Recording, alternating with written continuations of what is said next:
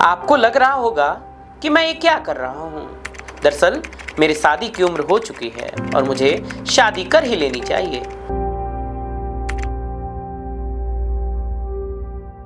पर क्या करूं, मेरी शादी के रिश्ते की बात करने के लिए तो कोई है ही नहीं। कोई बात नहीं, दरअसल इस कार्य के लिए इंटरनेट पे बहुत सारी सुविधाएं उपलब्ध हैं। फिर क्या, मैंने झट से अपनी धूल फाक रही और शादी में उपयोग होने वाले कागजातों को निकाला और शादी कराने वाली एक वेबसाइट पर अपलोड कर दिया, वो भी एक मस्त फोटो के साथ।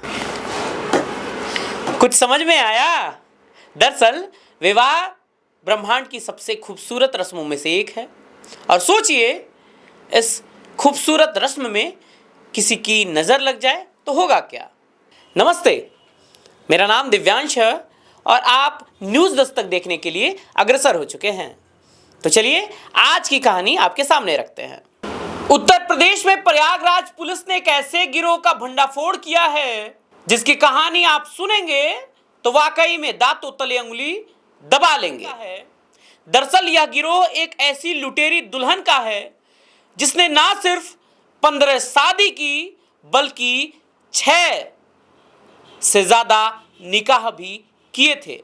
लेकिन शादी करने के बाद, निकाह करने के बाद वो पैसे लेकर भाग जाती थी। दरअसल इस कहानी में नया मोड़ तब आया जब लोगों को उसकी सच्चाई पता चली। दरअसल प्रयागराज पुलिस ने जब से इस कहानी का भंडाफोड़ किया है ना, तब से जितनी भी कहानी आपको पहले दिखाई गई कि लुटेरी गैंग ऐसी होती थी, लुटेरी दुल्हन ऐसी होती थी, उन सभी कहानियों पे कहीं ना कहीं ये कहानी 20 पड़ जाएगी, क्योंकि इसमें बकायदा लोगों की पहचान की जाती थी।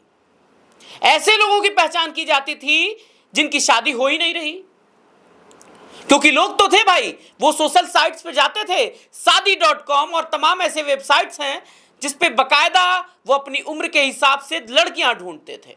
इसके गिरोह में निकाह कराने वाले मौलवी जी भी हैं तो विवाह कराने वाले पंडित जी भी। इसके गिरोह में कन्यादान करने वाले माता पिता भी हैं तो फूल छिड़कने वाले रिश्तेदार भी। दरअसल ये कहानी सिर्फ एक राज्य की नहीं है। इस गिरोह ने यूपी, हरियाणा, राजस्थान और मध्य प्रदेश के उन तमाम दूल्हों को लूटा जो हिंदू भी थे और मुसलमान भी। शादी के बाद ये दुल्हन विदाई के समय माल समेटकर फरार हो जाती थी।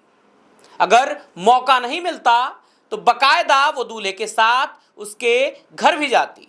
एक दो मामले तो ऐसे भी आए जिसमें दुल्हन शादी के 2-3 दिन बाद ससुराल में रही, लेकिन जब उसे मौका नहीं मिला तो जालसाज माता पिता उसके घर आते और विदाई कराकर ले जाते थे और तब जाके लोगों को पता चलता था कि वो लुटेरी दुल्हन के शिकार हो गए हैं। अब मैं आपको बताना चाहता हूं कि किस तरीके से बकायदा गैंग के लोग काम करते थे। सबको अलग अलग जिम्मेदारियां बांटी गई थी। बकायदा राजस्थान के रहने वाले जो सरगना था वहां का, वो बकायदा लड़कों की पहचान करता, फिर उनके घर पे जाता, वहां कुछ फोटोज दिखाता और कहता आपका लड़का मुझे पसंद है। वो फोटोज दिखाता और फोटोज में बकायदा ये कहता कि आपको कौन सी लड़की पसंद है। 2-3 लड़की पसंद करते करते अचानक किसी लड़की पर जब घर वाले राजी हो जाते थे, उसके परिवार वाले राजी हो जाते थे, तो उसे इलाहाबाद बुलाया जाता। इलाहाबाद में बकायदा चित्रगुप्त मंदिर था जहां पर शादी कराई जाती। और हां, बकायदा आधार कार्ड भी बनवाया जाता था, यानी लड़का जिस जाति का है वैसा ही आधार कार्ड बनवाया जाता था लड़की का भी। और अगर उससे नहीं होता तो ये फोटो वाला भी काम चलता था। सोचिए किस तरीके से बकायदा साजिश की जाती थी, लड़कों की पहचान की जाती थी। और लड़कियों में जो 4 फोटोज आपको दिखाए जा रहे हैं ना, कभी वो माता पिता, कभी वो बहन, कभी रिश्तेदार, ऐसे बनके उसी गिरोह में अलग अलग काम में बांट दिया जाता था। सोचिए कितनी बड़ी जालसाजी रही होगी। अब जाके जब पुलिस ने खुलासा किया है तो लोग हैरत में हैं, क्योंकि कई ऐसी फिल्में आपने देखी होंगी जिसमें लुटेरी दुल्हन का जिक्र है, लेकिन इस कहानी से सीख ये मिलती है कि किस तरीके से अगर आपकी शादी होने वाली है तो भाई साहब पहले जाइए अच्छे से पड़ताल कर लीजिए, क्योंकि हो सकता है शादी से पहले अच्छी दिखने वाले लोग, अच्छे दिखने वाले रिश्तेदार, अच्छे दिखने वाले घर वाले, अच्छे दिखने वाले लोग हो सकता है जालसाज हो।